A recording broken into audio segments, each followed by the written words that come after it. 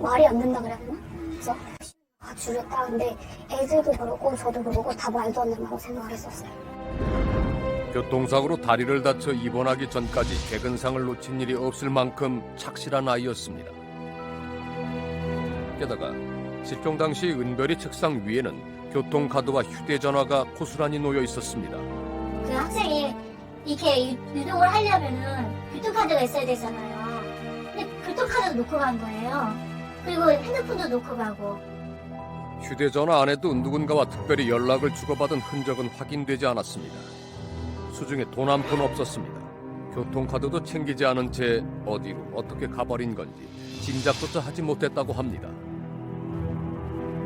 그런데 딸의 행방을 수소문하던 중 은별이의 부모는 전혀 예상치 못했던 딸에 대한 몇 가지 묘한 얘기들을 듣게 됩니다. 그랬더니 간혹 어떤 하얀 차가 왔는데 얘를 태워차. 그래서 엄마와 아빠인 줄 알았대요.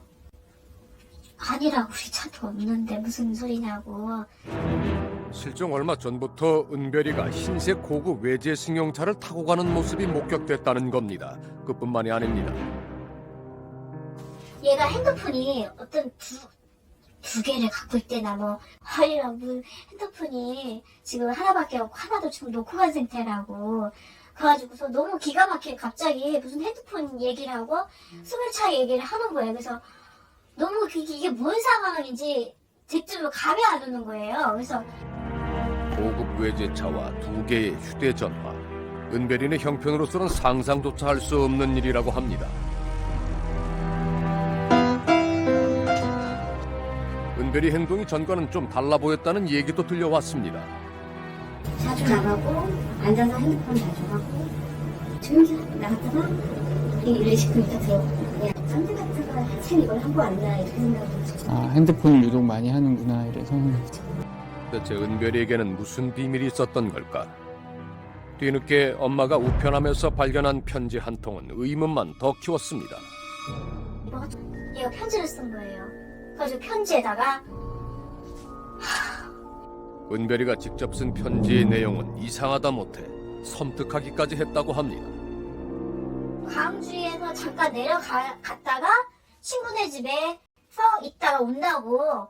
그래서 얘 갑자기 돌아버렸나. 내가 이해할 수가 있어야지 이해가 되죠. 나중에 밑에다가 경찰서에 연락하면 죽어버리겠다고 그러더라고요. 경찰에 연락하면 자살해버리겠다는 편지 내용은 엄마에겐 오히려 딸이 단순 가출한 게 아니라는 메시지로 들려왔다고 합니다. 광주에다 친구가 어딨어요. 무슨 헛소리냐. 말도 안 된다라고 나는 생각을 한 거죠. 광주에 친구가 있다거나 지방에 친구가 있다는 얘기를 한 적은 있어요? 한 번도 없어요. 이 묘한 메시지 뒤에 감춰진 진실은 뭘까? 딸의 행방이 확인된 건 실종 신고 이틀 만이었습니다. 집에서 불과 10여 분 거리, 중년의 한 40대 남성과 같이 지나가는 딸의 모습이 포착이 된 겁니다. 경찰은 즉각 남자의 신원을 알아내 그에게 전화를 했습니다. 그러자 남자에게서 충격적인 얘기가 나왔습니다. 부모님이 이 부모님들을 만나게 하고 그 집에 보낼까봐 두려워 하는 거예요. 얘는 정말 죽어도 그 집에 가고 싶지 않고 가는 순간 죽는다고. 얼마 전에도 은별이를 공포에 빠져 그에게 오게 만든 장본인이 바로 은별이의 부모라고 했습니다. 여기 결국에는 맞아 죽거나 자살하겠다고 도와달라고 그러면 나한테 왔는데 왜 어떡하라고요? 현재 보험 사진 한번 보여드릴까 해야 되나? 은별이가 자신의 입으로 다시는 친부모를 만나고 싶지 않다며 도움을 청했다는 것이었습니다. 은별이를 데려온 남자는 경찰에 무슨 일이 있어도 아이를 집으로 돌려보내서는 안 된다고 강조했습니다. 만약에 얘가 얘 부모한테 가서 맞아 죽거나 그러면 난 선생님 가만히 안 놔둬요. 넘기는 순간 얘 죽습니다. 그것만 아세요. 그렇게 해서 맞아서 얘가 죽거나 이러면 내가 90대까지 다 녹음해놨어요. 그때는 진짜 나 이거 공개해요. 얘기를 전해들은 은별이의 가족들은 그만 말문이 막혔다고 합니다. 저희 아빠가 저 신혼 때부터 아팠었어요. 뇌에 이만한 그 물이 차 있다고 하더라고요. 남자는 은별이의 아버지가 걸핏하면 폭력을 휘둘러 딸을 죽음의 공포로 휘몰아 넣었다고 주장을 했는데 가족들은 아버지가 은망적인 생활이 어려운 상태라고 설명합니다. 주변에서도 은별이가 학대를 받고 있다는 의심은 해본 일이 없다고 합니다. 제가 수련회에서 이제 저랑 샤워를 같이 했어요. 그래서 봤는데 이제 폭력을 당했으며 얼굴 빼고라도 온몸에 상처가 있을 거 아니에요. 근데 얘는 상처가 하나도 없었어요. 유독 하얗고 깨끗한 피부라 더 또렷하게 기억난다는 겁니다. 은별이가 거짓말로 부모를 모함한 걸까? 집안들 참 잘 도왔어요. 얘기 좀 해라 그러면 네 무조건 네였어요. 노라고 얘는 한 번도 못 들었어요. 형제자매 중에서도 누구보다 엄마와 동생을 걱정하는 속 깊은 아이였다고 합니다. 걔가 그랬었거든요. 자기는 되게 약간 엄마도 좀 아프시고 자기 동생도 아직은 좀 어려서 돌봐야 되고 다른 자매들하고 좀 달리 되게 잘 이렇게 있었던 것 같아요. 그런 딸이 잊지도 않은 얘기를 꾸며 부모를 모함할 리가 없다고 했습니다.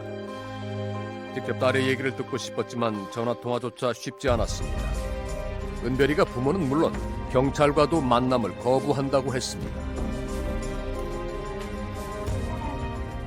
그런데 가고 싶다 그러면은 나 아저씨한테 그 종이 한 장만 써주고. 만나지 않으면 안 될까요? 집으로 돌려보내지 않겠다는 경찰의 다짐을 받아내고서야 약속 장소에 나온 아이는 굳게 담은 입을 좀처럼 열지 않았다고 합니다. 그 앞에서 어머니하고 둘이 얘기하게끔 시간도 주고 나도 셋이서 같이 모여서 얘기도 하고 하는데 어머니가 아무리 설득을 해도 이거 요지부동이에요. 아무 말 안 해요. 나 도대체 나도 이해가 안 가서 근데 그냥 입국하려고 그냥 고개 푹 숙이고 있더라고 그냥 한마디도 안 했어요. 대화가 끝난 뒤에도 은별이는 결국 부모가 아닌 그 남자를 따라갔습니다. 아이가 원치 않으면 갈 수가 없대요. 무조건 강요가 안 된대요. 그쪽이 보호자가 된다는 식으로 해가지고 간 거예요, 애가. 너무 이제 기가 막혀가지고요. 그 집에서 폭행을 해가지고 집에 안 들어간다고 그런다. 뭐 그런 식으로 이렇게 얘기를 했기 때문에 실종된 형사님도 뭐 어떻게 돌려보낼 수 있는 방법이 없었던 거예요. 소녀의 가출엔 분명 아직 드러나지 않은 얘기가 있습니다. 딸의 비밀을 꺼내놓은 건 그로부터 5개월 뒤. 몹시 뜻밖의 상황에서 출산을 했습니다. 출산 당시 태도는 더욱 당혹스러웠다고 합니다. 전혀 그 아이를 분력을 안 했어요.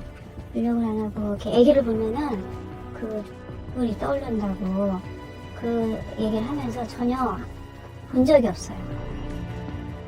그리고 한참 만에 은별이 입에선 차마 믿고 싶지 않은 얘기들이 쏟아져 나왔습니다.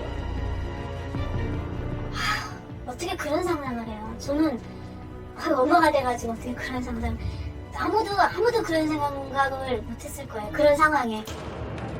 은별이가 원치 않는 성관계를 무려 1년 전부터 해봤다고 했습니다. 솔직히 그 부모도 그렇게는 안 해요. 안 합니다.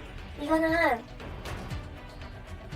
너무 아주 처참하게 당한 거예요. 처참하게.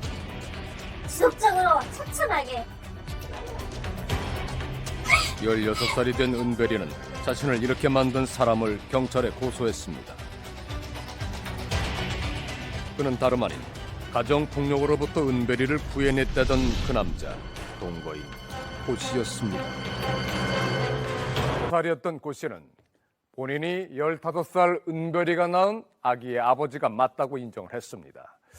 따져보면 은별이가 집을 나갈 때 이미 임신 5개월이었다는 얘기가 됩니다. 은별이는 그것이 강압적 성관계에 의한 임신이라고 주장을 했고 고 씨는 부인했지만은 경찰은 수사 끝에 그를 구속했습니다. 그런데요, 작년 11월 대법원에서는 1심과 2심에서 9년 이상의 징역을 선고받았던 이 사건을 무죄 취지로 다시 고등법원에 돌려보냈습니다. 은별이가 그에게 보낸 편지와 문자 메시지를 볼 때 대법원은 두 사람의 성관계가 강요나 협박에 의해 이루어진 증거가 없다고 판단을 한 겁니다. 이 판결에 대해 이례적으로 17개 관련 시민단체가 법원 판결에 의견서를 제출하며 관심이 커지고 있습니다. 과연 15살 여중생의 성적 행동에 관한 결정권, 이른바 성적 자기 결정권은 어느 정도까지 인정이 될 수 있을까요? 또한 이 문제와 관련해서 아동 청소년 보호라는 가치는 어떻게 지켜질 수 있는지 많은 논란이 제기되고 있습니다. 그건 어떻습니까? 42살과 15살, 27년이라는 나이 차이를 뛰어넘은 이들의 만남은 정말 운명적인 사랑이었을까요? 그런 일이 있었다면 왜 그토록 오랫동안 침묵했던 걸까? 서울 시청이라고 하는데 87일날 같이 느끼고 저한테 좋아가지고 그걸 한 거예요. 은별이가 고 씨를 고소한 지 벌써 2년 반이나 흘렀습니다. 여보세요. 네, 안녕하세요. 저 그것이 알고 싶다의 류영우 PD인데요. 안 하는 건 엄마랑 상의해서. 그런데 아이는 여전히 집을 떠나 있습니다. 거처는 다른 가족들에게조차 철저한 비밀이라고 합니다. 어렵게 만난 은별이는 2년 전 영상 속에서 본 것과는 많이 달라진 모습입니다. 여자로 사귀는 게 좀 싫어서 그래서 짧게 잘랐어. 짧게 자른 머리와 깊게 눌러쓴 모자가 영락없는 사내아이처럼 보입니다. 왜 숨어 지내는 걸까? 찾아올까봐 다른 사람이 시켜서 어떻게든 찾아가지고 솔직히 제가 죽을까봐 무섭거든요.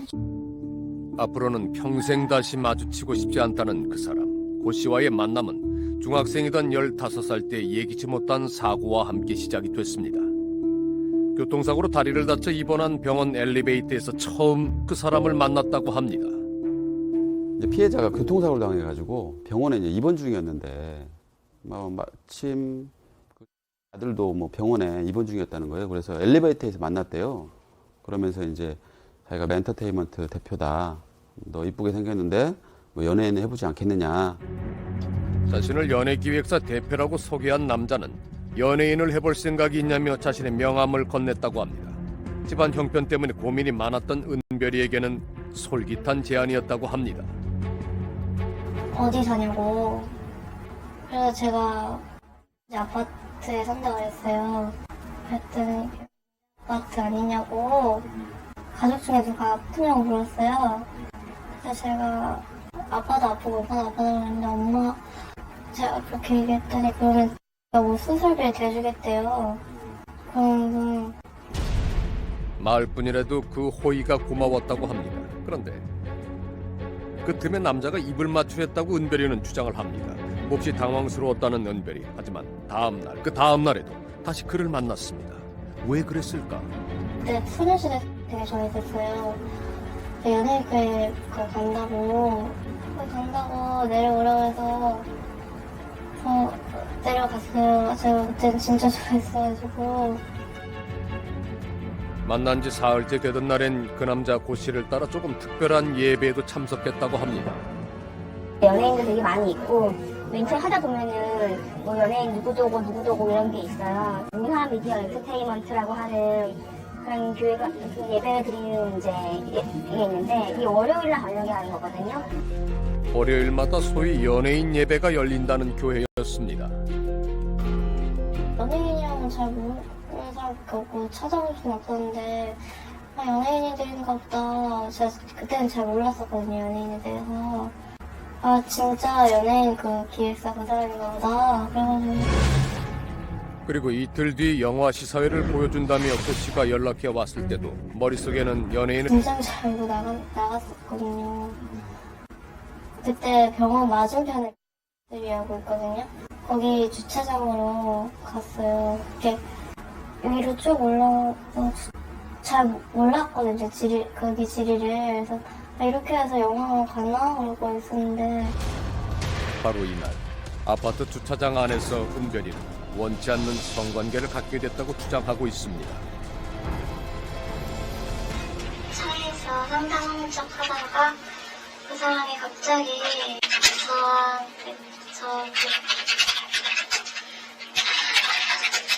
제가 하지 말라고 그랬어요. 발버둥도 쳤는데 그 사람이 여기 누르고 보니까 너무 아픈 거예요. 그래가지고 발버둥도 치고 그러는데 아파서 부모님 바보동 치다가 그대로 당할 수밖에 없었고요. 두려운 마음에 누구에게도 말하지 못했고 그 뒤에도 그런 일을 당해오다 결국 15살 나이로 임신까지 하게 됐다는 겁니다. 하지만 줄곧 자신은 은별이와 강제로 성관계를 한 것이 아니라며 억울함을 호소해온 고 씨는 터뜨렸습니다. 정말 제가 하지 않았어요. 그러니까 제발 좀 믿어주시고요. 정말 그 사람 좋아했고 그 사람 사랑했고 그 사람을 더 많이 좋아했고 사랑했어요. 그리고 끝까지 그 사람 찍어주려고 했고. 그의 주장은 한결같습니다.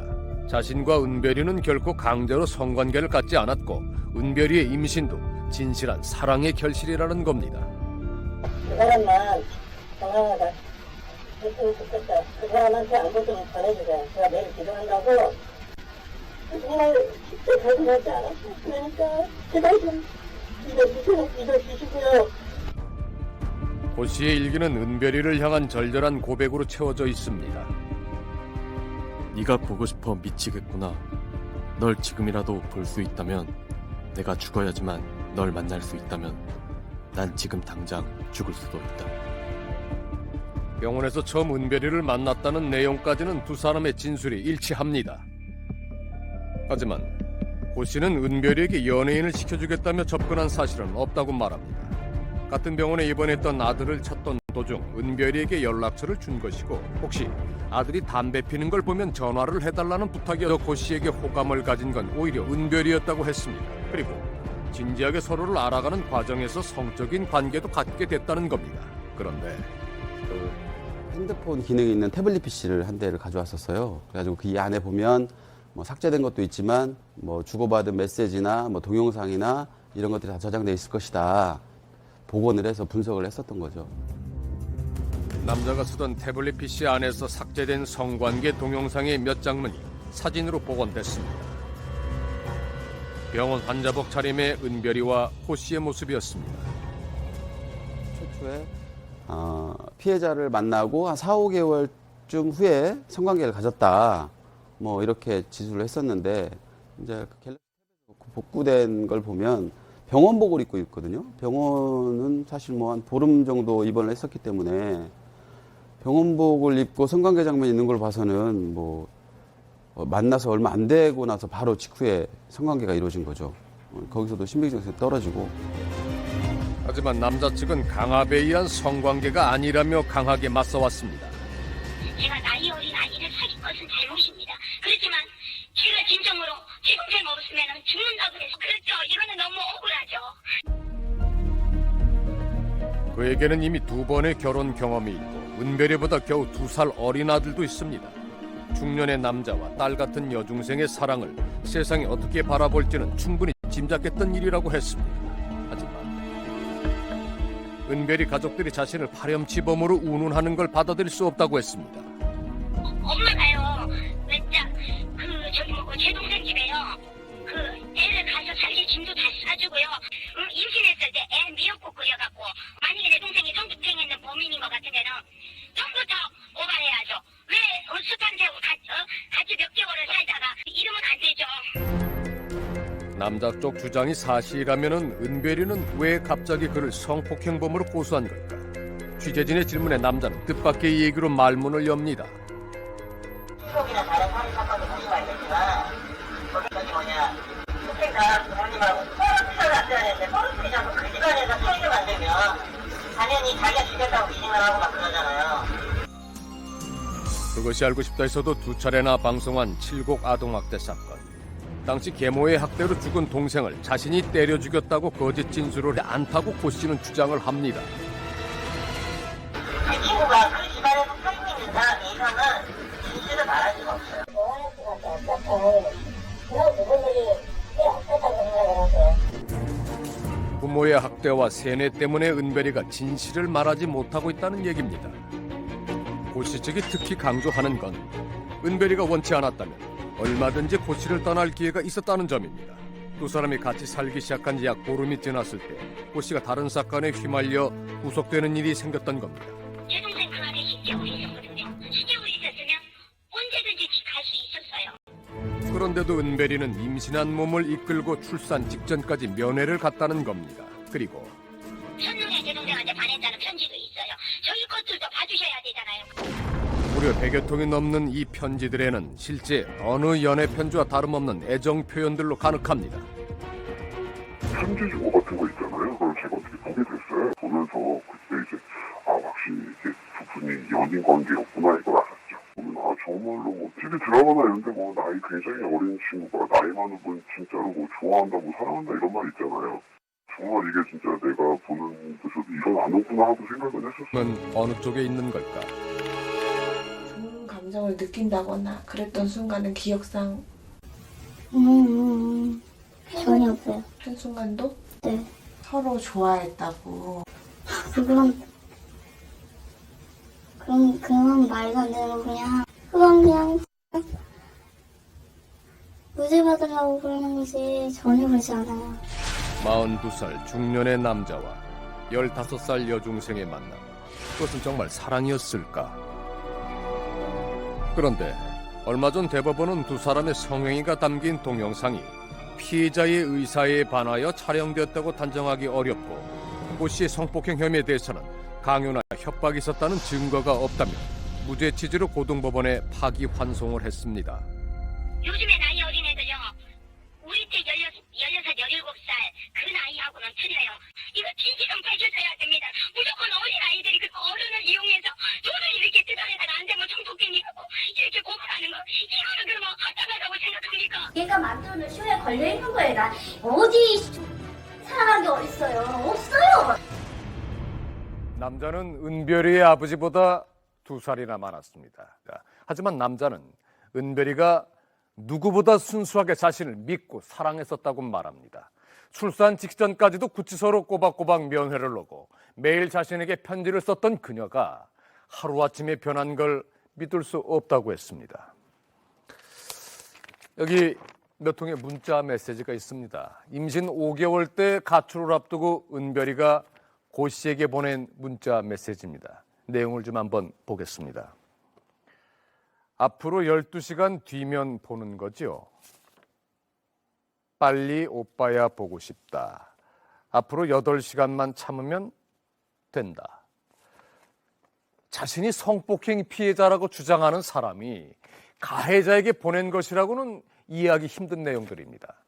남자가 구치소에 수감되어 있는 동안 은별이가 면회하면서 보낸 편지의 내용은 더욱더 그렇습니다. 몇 줄만 읽어보겠습니다. 어젯밤 오빠야 많이 생각나더라고. 솔직히 저 오빠야한테 차 탔을 때 반했어요. 아무한테도 뛰지 않던 심장이 오빠야 옆에 있으니까 막 뛰더라고요. 남자는 이 편지들을 사랑해. 그 편지가 무려 100통이 넘습니다. 이 편지를 쓴 사람이 정말 우리가 만난 은별이가 맞는 걸까요? 단 한순간도 그를 다시 보고 싶지 않다는 은별이와 이 편지를 쓴 은별이. 은별이의 진심은 둘 중 어느 쪽에 있었던 걸까요? 그 소식을 들었을 때 먼저 귀를 의심했다고 합니다. 놀랬죠. 진짜 놀랬어요. 생각도 할 수도 없는 거죠. 이렇게 제가 중3 때 봤던 모습을 생각하면. 은별이의 중3 때 담임선생님은 은별이가 문제를 일으키던 학생이 아니라고 했습니다. 시국이 평범한 학생이었어요. 생각도 평범하고요. 전혀 노는 애도 아니었고요. 연애 한번 제대로 못 해보네요. 학급 부회장을 맡을 만큼 책임감이 강하고 성실한 학생이었다고 합니다. 친구들의 얘기도 한결 같습니다. 남자친구를 사귄 적이 없었어요. 연애를 한다거나 이성 친구가 있었다거나 알고 있어요. 아니요. 좋아했던 남자애는 있었어요. 저랑 같은 반이었었던 일 못했어요. 자기 좋아한다고. 그 정도로 되게 약간 부끄러운 마음이? 워낙 말수가 적고 낯을 가리긴 했어도 어두운 아이는 아니었다고 합니다. 그런데 어느 시점 이후 은별이의 얼굴에 수심이 가득했다고 합니다. 방학 전에 비해서, 그러니까 입원하기 전에 비해서 분위기가 많이 가라앉아 있었어요. 말수가 더 적어졌고요. 그래서 저는 그냥 아마도 다친 다리 때문에 그런 게 아닌가. 가까웠던 친구들도 멀리할 만큼 은별이는 많이 예민해진 모습이었다고 합니다. 다리가 다치고 나서 약간 방어적이 됐거든요. 다른 애들한테도. 그러니까 애들이 좀 다가가기 그랬던 게 너무 예민했었어요. 그때 마음이 좀 많이 상했던 것 같아요. 이번 기간 동안 정말 원치 않는 성관계를 당했던 거라면 왜 누구에게도 도움을 청하지 않았을까? 왜 아이가 얘기를 안 했을까요? 왜 저한테 그렇게 당하고 침착하게 못 다닐 것 같은데 되게 침착하고 차분했어요. 은별이는 다른 것보다도 소문나는 게 제일 무서웠다고 했습니다. 그 남자가 찾아오거나 기다리는 걸 누가 볼까 늘 조마조마했다고 합니다.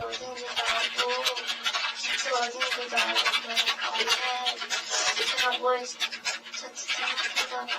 언제 찾아와서 말동무를 들을지도 모르고 사람들이 저를 이상하게 쳐다보는 게 되잖아요. 보복에 대한 구체적인 협박이 있었던 것도 그렇다고 폭행을 당한 것도 아니었습니다. 하지만 아이는 아무에게도 겪은 일을 말하지 못했다고 합니다. 신고를 하는 것도 어려울 뿐더러 부모한테 바로 알릴 수 있는 아이들도 그렇게 많지 않아요. 특히 이제 취약한 그런 환경에 있는 아이들 같은 경우에는 그 자기가 이 일이 가족한테 알려졌을까가 가장 두려워요. 그러니까 부모님이 어떻게 아이를 실망하지 않을까, 힘들어하지 않을까, 안 그래도 가족하기 굉장히 힘든 상황인데 나 때문에 더 힘들어지지 않을까. 그 무렵 엄마의 건강마저 나빠져 집안 분위기가 몹시 무거웠다고 합니다. 엄마가 많이 아프셔가지고 또 엄마가 쓰러질까봐 그러시고. 엄마 걱정이 돼서? 네. 게다가 병원비를 운운하며 집에 손 벌릴 수 있는 상황이 전혀 아니었다는 겁니다. 엄마 걱정할까봐 얘기를 왜 이렇게 말을 안 하냐고. 이렇게 출산하고 신고한 이유가 자기 집안은 이런 출산 비용이나 이런 거를 대줄 수 없는 상황이라고 알고 있는 거예요. 왜냐하면 집안이 굉장히 어렵기 때문에. 손등을 칼로 그은 건 바로 그 때문이었다고 했습니다. 씨한테 보라고 이제 고통스러운 그 표현을 한 거죠. 그래서 프로필에 올려놓은 거예요. 남자를 향한 일종의 시위였다는 겁니다. 이에 대해 대법원은 임신 중절 비용이 걱정돼 피고인을 만날 수밖에 없었다는 은별 양의 진술을 납득하기 어렵고 처음엔 키스만 해도 임신이 되는 줄 알았다는 은별 양의 진술도 중학교 3학년의 수준으로 볼 때 받아들이기 어렵다고 판단했습니다. 은별이는 고 씨가 임신 문제를 같이 해결해 준다고 했기 때문에 집을 나갔다고 주장하고 있습니다. 주로 하라고 했어요. 낙태를 할 줄 알고 가출을 했던 거였거든요. 시킬 때. 남자는 그런 사실은 전혀 없다고 반박해왔습니다. 가출은 은별이 스스로 결정한 일이고 자신은 단 한 번도 낙태는 생각해 본 적이 없다고 했습니다. 하물며 정보기관의 도움을 받으려고 했다고도 밝혀왔습니다. 아시겠지만 저 지금 경찰서까지 갔어요. CCTV를 찍혔을 거니까 경찰서까지 갔었어요. 근데 본인이 안 내리고 안 가졌다는 거 어떻게 해요? 그런데 가출 쪽이 은별이를 찾아 나섰던 실종팀 형사는 은별이를 만나는 게 참 어려웠다고 말합니다. 처음엔 같이 안 있다라고 하면서 전화 바쁘니까 좀 이따 전화를 하겠다고 해서 끊고 나서 40분 뒤에 전화를 와서 사실은 같이 있다.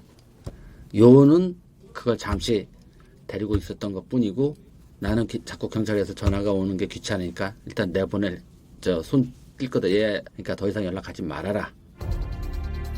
설득 끝에 어렵게 은별이를 만났지만 그 자리에서 황당한 일을 겪었다고 합니다. 경찰관이 아이를 납치를 해간다는 허무맹랑한 신고를 아마 했던 걸로 기억이 나요. 고 씨가 실종팀 형사를 112와 아동보호기관에 신고했다는 겁니다. 진술서 만져달라고 해서 제가 애를 데려갔는데 3시간 동안을 감금을 했어요. 그 담당 그 경찰이요. 아이를 20년까지 해서 3시간 가둬놓고 내가 봤을 때 그 사람 이상한 경찰분이야? 예. 미친놈 아니에요? 여자의 진단에 알잖아요. 경찰들도 그런 애들 데려가가지고 성폭행하고 한 거. 자기 집에 데려가겠대요. 너 누군 다 해놨어요. 실종팀 형사는 그런 말을 한 사실이 없다고 합니다. 그런가 하면 도움을 청했던 아동보호기관도 고 씨의 반대로 은별이를 만나지는 못했습니다. 저희가 지금 뭐 아이를 억지로 강제로 당신들도 지금 뭐라고 했어? 당신들 욕심 채우고 당신네들 전기 챙기려고 애를 당장 이용하지 말라고요. 예? 검찰은 은별이의 가출과 관련해 고 씨를 미성년자 유인죄로도 기소했지만 여기에 대해서도 대법원은 은별이가 문자 메시지를 통해 고 씨에게 집 나가면 자신을 지켜달라고 했고 가출 후에도 얼마든지 자신의 집에 돌아갈 수 있었는데도 가지 않았다는 점 등을 근거로 혐의를 단정하기 어렵다며 무죄로 판단했습니다. 고 씨는 모든 게 은별이를 위험으로부터 지켜주기 위해서 한 일이라고 주장합니다. 은별이로서는 받아들일 수가 없다고 합니다. 자신을 사랑한다는 말도 거짓이라고 아이는 믿고 있습니다. 제가 핸드폰을 가지고 있잖아요. 핸드폰을 봤는데, 네. 나도 여자들이 쫙 되게 많아요. 학교 뭐 여자 이름 써져 있고 그래요. 다 한 명씩 다. 고 씨의 대화 목록엔 또 다른 어린 여학생들도 포함돼 있었다는 겁니다.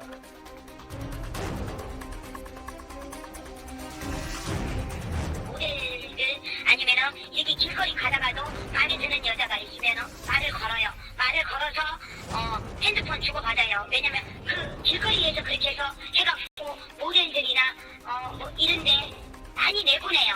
뭐 본인이 돈을 벌기 위해서니까요, 그죠? 이에 대해 고 씨 측은 직업이 직업인 만큼 길거리 캐스팅을 열심히 했던 것뿐이라고 합니다. 집을 가다가 동네에서 차 문을 열고 잠깐만 뭐 얘기 좀 하자고 이랬는데 하면서 저희 집까지 데려다 주겠대요. 그래서 뭐 자기가 엔터 쪽에서 일을 하는 사람이고 이렇게 미녀를 보다니 우리 동네에서 뭐 이러면서 2012년이에요. 용산에서 뭐 시사를 하는데 보러 오지 않겠냐. 그런데 이렇게 만난 이들 중에는 그에게서 조금 다른 제안을 받은 사람들도 있습니다. 집에 데리고 있을 때도 남자는 또 다른 여성들과 만남을 갖기도 했습니다. 그런데 우리는 그에 대해 한 가지 뜻밖의 얘기를 들었습니다. 원래 이 사람이 제가 알기로는 기자 출신이라고 알고 있어요. 그냥 가끔 시사회 같은 거 초대해 주시고 찾을 때 무슨 기자 이렇게 해서 찾죠. 고 씨가 기자 명함을 쓰는 걸 봤다는 사람이 있습니다. 기자 시사회는 무조건 가요. 그리고 사람들 초대해가지고 왜냐면 공짜인데 자기 기자증 보여줘야 되잖아요. 명함을 타가지고 그러니까 기자 행세는 무조건 했어요. 모 방송국 사원증도 사용한 일이 있다고 합니다. 이상한 건 사진 속의 얼굴은 그 남자가 맞는데 이름은 다르다는 점입니다. 그쪽 기자분이 맞는지 좀 확인을 하고 싶어가지고 연락을 드렸거든요. 그분 성함 아세요? 용민 기자. 잠시만요. 네. 그런 분 안 계시는데. 확인 결과 신문사에도 방송국에도 그런 기자나 PD는 없다는 답이 돌아왔습니다. 또 다른 모임에서 그는 전혀 다른 사람이었습니다. 네? 성이 아마 그랬을 거예요. 네. 실제보다 6살 더 어린 미혼 남성 행세를 하며 청년의 활동을 해왔다고 합니다. 근데 참 이상했어요. 왜 여학생을 데리고 와서 누구라고 얘기는 안 하는 거예요. 그러니까 사람들이 너무 궁금하잖아요. 그러니까 누구야 하면더니 그냥 사촌 동생이라고. 그의 진짜 모습은 뭘까? 몇 년 전 유명인의 폭행 시비 사건으로 언론을 장식한 일이 있었습니다. 그런데 내가 폭행을 당했다고 뿌린 거예요. 이제 뿌리고 나서 1위가 됐잖아요. 그리고 이제 그에 힘입어서 오히려 를 이렇게 고소를 했죠. 말도 안 되게. 이 유명인과 그의 지인에게 폭행을 당했다며 언론에 유포한 장본인이 다름 아닌 고 씨였다는 겁니다. 그런데 재판 결과 폭행을 당했다고 주장했던 고 씨의 자작극임이 드러났습니다. 은별이와 동거하던 당시 그는 이 일로 10개월의 형을 선고받았습니다. 그뿐만이 아니었습니다. 그 당시 연예기획사 대표였던 그는 계약서 문제로 수많은 소송을 진행 중이던 상황이었습니다. 150만 원을 얘기를 듣고 갔는데 갑자기 PD를 떼고 저한테 보내라. 아, 너 나는 계속 썼으니까 그게 아니고 3배를 물어야 된다. 뭐 몇백만 원 달라는 거예요. 이 사람이 저한테 막 경찰서에도 신고했더라고요, 막. 이 기간 동안 은별이는 고 씨를 거의 매일같이 면회를 갖고 100여 통이 넘는 편지를 썼습니다.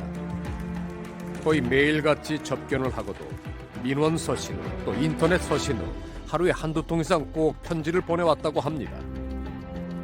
색색의 펜과 스티커를 사용하여 정성껏 꾸민 편지엔 애정 표현들이 넘칩니다. 사랑한 게 아니라면 왜 그랬을까? 그 접견 들어가기 전부터 저랑 문자를 주고받았었잖아요. 그때부터 이미 연인 사이식으로 문자하라고 그렇게 저한테 말을 했어요. 조금이라도 제대로 못하면 화를 냈거든요. 그렇게라도 쓰면은 또 화는 덜 냈어요. 그래서 좋아서 한 일은 아니었다고 합니다. 임신한 몸으로 매일 면회를 가고 접견 대기실에 앉아 편지까지 쓰고 오는 게 보통 일이 아니었다고 했습니다. 그 구치소에서 쓰는 서신은 1시간 넘게 걸리고요. 그 집에서 쓰는 서신은 1시간 걸려요. 그것도 둘 다 1시간. 유니까 쓰는 게 진짜 힘들어요. 그냥 솔직히 그때 진짜 그냥 나가 죽고 싶다는 생각까지 했었어요. 나가서 굶어 죽든 간에 차에 치여 죽든 간에. 현장식 꽉꽉 채우는 건 너무나 고독스러웠다고 은별이는 말합니다. 인터넷에서 베끼고 응용하거나 노래 가사, 드라마 대사를 적으며 칸을 채웠다고 했습니다. 스티커를 붙이고 그림을 그린 것도 그렇게 공간을 때우는 게 훨씬 쉬웠기 때문이라고 합니다. 그런데 한 번도 힘들거나 싫다고 말할 수 없었다고 합니다.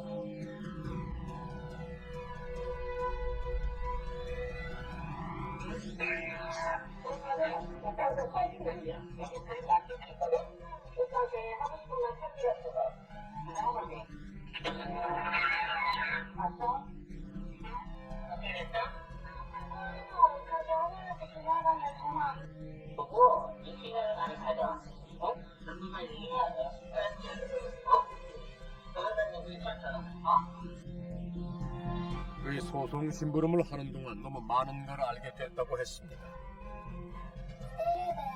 다 서류 찾아오라는 것들이 있었거든요.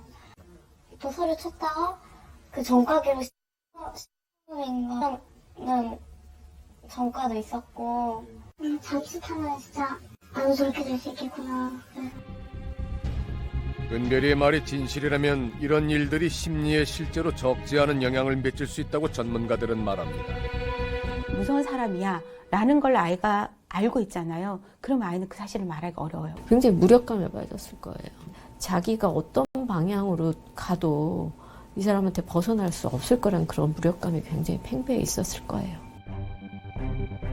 하지만 고 씨가 구속된 뒤 은별이가 고 씨에게 보낸 문자 메시지와 편지들은 무섭고 공포스러운 상대에게 보낸 내용이라고는 믿기지가 않는 내용들 뿐입니다.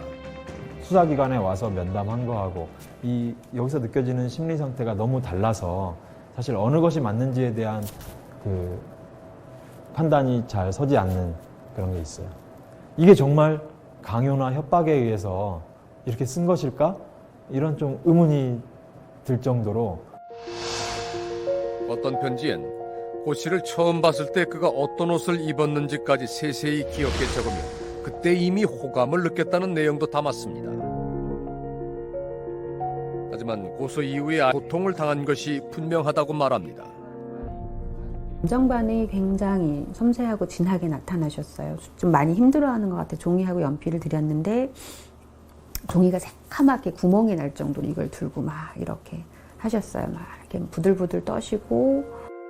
더군다나 아기에 대한 감정은 편지 속에 담긴 것과는 너무도 달랐다고 합니다. 꼭 생각해 봐야 되는 게 그렇게까지 아기를 사랑하고 그렇게까지 피고인에게 편지를 보냈던 사람이 아기를 출산한 직후에 마음이 변할 만한 이유를 더듬어야 돼요. 과연 이게 변한 건지 아니면 이전 감정이 거짓이었던 건지. 그런데 애정 표현을 걷어냈을 때 이 편지의 밑바닥에 있는 또 다른 감정이 보입니다. 항상 덧붙이는 게 시켰는데 못한 것에 대해서 굉장히 사과를 많이 해요. 잘못했어. 다음부턴 잘할게. 시간 짓기 이런 얘기 굉장히 많이 하는데 이게 과연 동등한 관계에서 작성된 글인지는 상당히 의문스러운 것 같아요. 고소장을 접수하기 전까지는 이 많은 편지를 쓰는 동안 남자가 은별에게 답장을 보낸 일은 단 한 번도 없었다고 합니다. 연애하는 사이에서 편지를 주면 회신이 오는 게 당연한 거잖아요. 그를 사랑했다는 한 남자. 그의 사랑은 어떤 모습이었을까?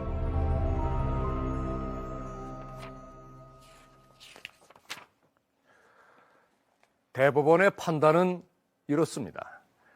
은별이는 좋아한다, 사랑한다는 편지를 쓰지 않으면 남자가 화를 낼 거라고 짐작을 하고 그의 비위에 맞춰 허위 내용의 서신을 보냈다고 진술을 했지만 접견한 횟수나 내용 그리고 서신과 문자 메시지를 볼 때 누군가의 강요에 의한 것으로 보기 힘들다는 겁니다. 또한 임신 중절할 돈이 없어서 고 씨를 계속 만났다는 점이나 경찰이 집으로 돌아가라는 권유를 했음에도 그 자리에서 남자를 따라 나선 정황을 본다면은 가출을 한 건 역시 은별이 자신의 뜻이었다고 보는 게 자연스럽다고 결론을 내린 겁니다.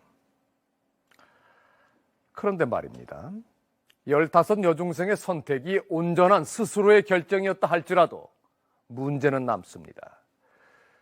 경제적으로나 사회적으로 훨씬 위에 있는 어른이 이런 미성년자의 성적 자기 결정권을 악용할 우려는 없는 걸까요?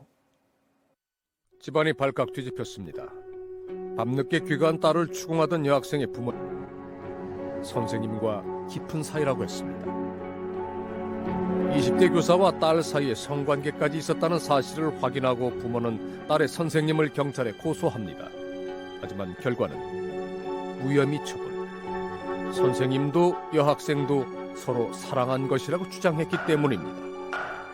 2010년에는 30대 여교사가 중3 남학생과 성관계를 맺은 사실이 알려져 논란이 일었지만 역시 무혐의 처분으로 끝났습니다. 미성년자라도 만 13세만 넘으면 성적 자기 결정권이 인정되기 때문입니다.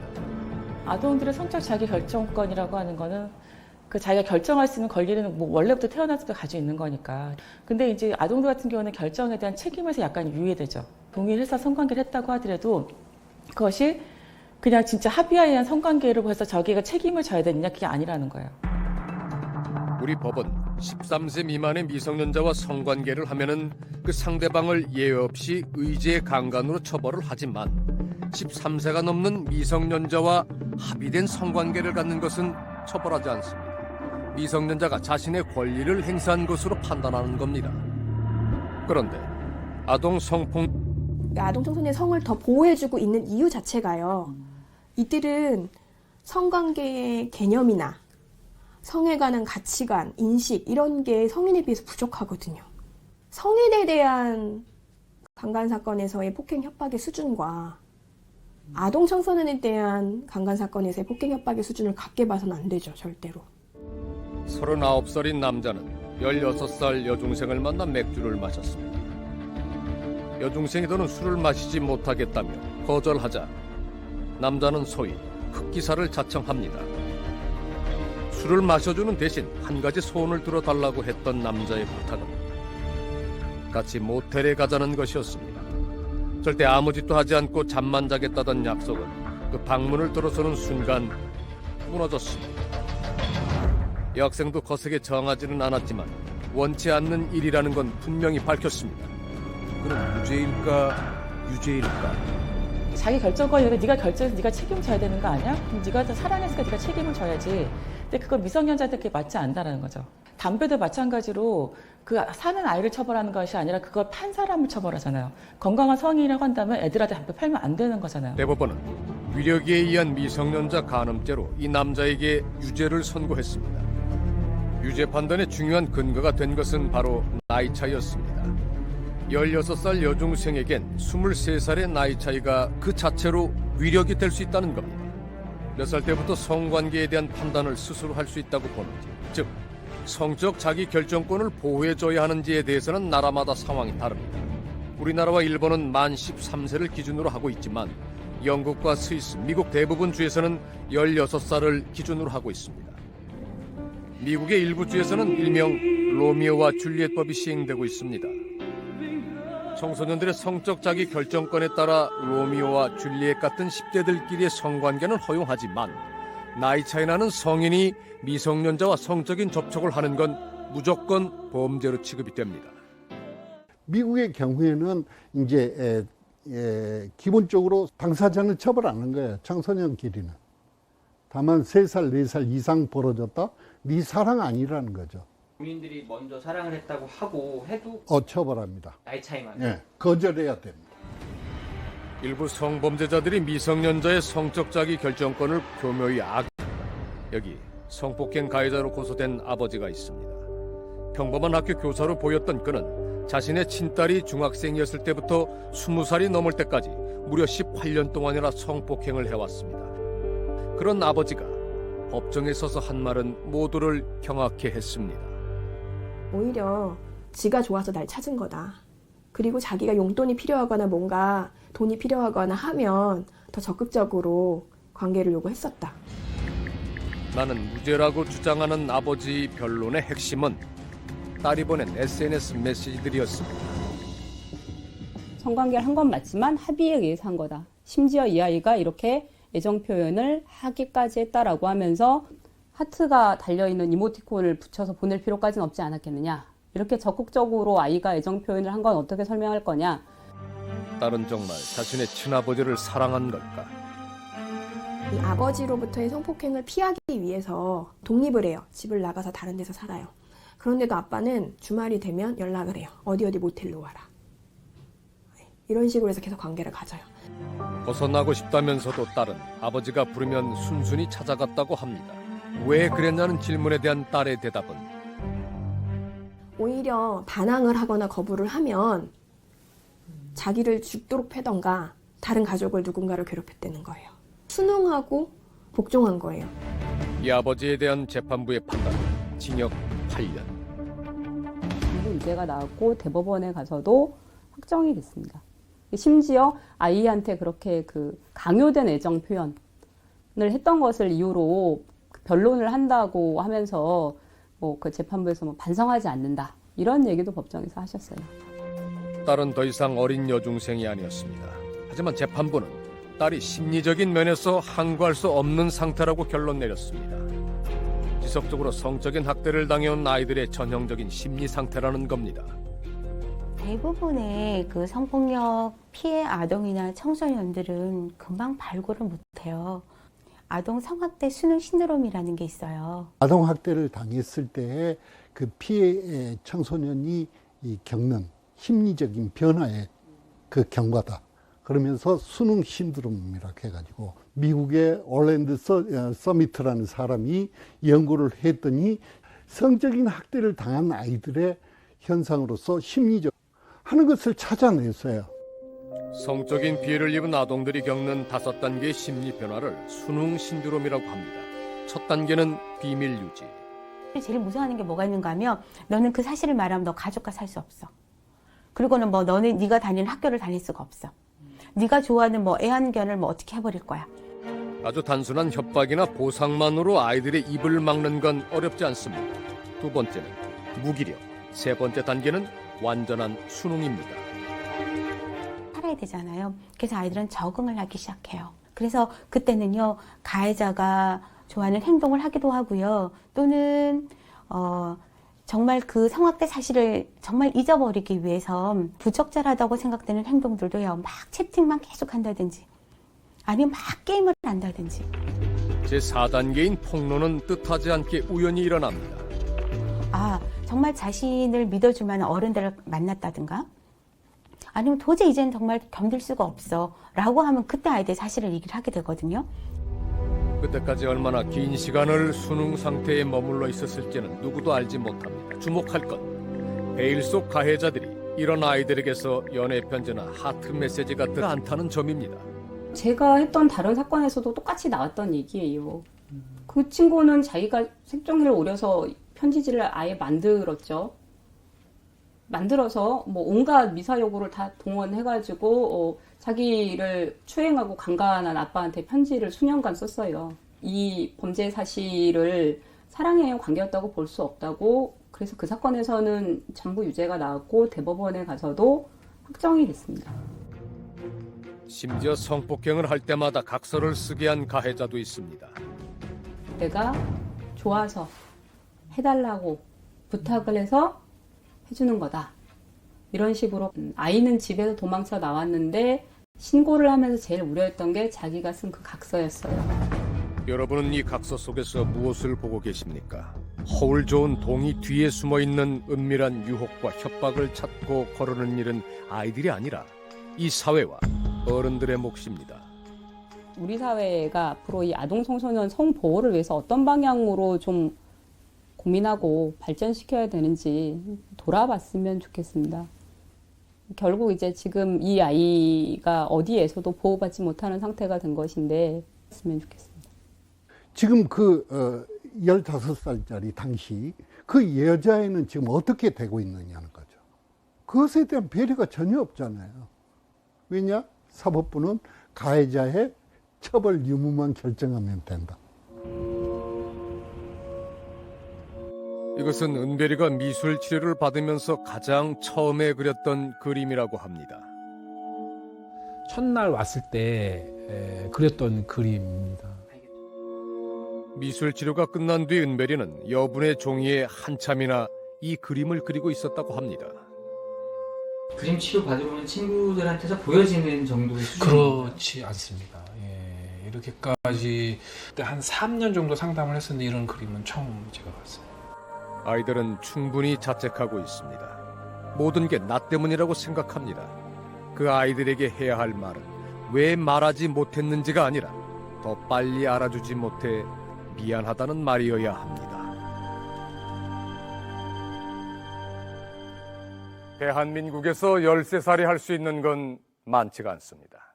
투표권도, 술, 담배도, 운전도 허락되지 않는데 성에 대한을 준다는 게 어떤 면에서는 놀랍고 당혹스럽기도 합니다. 영국이나 미국, 캐나다 등 우리보다 성관념이 더 개방적인 나라들에서도 로미오와 줄리엣법이 있을 정도로 미성년자의 성적 자기 결정권을 오히려 제한하고 있습니다. 이들 나라에서는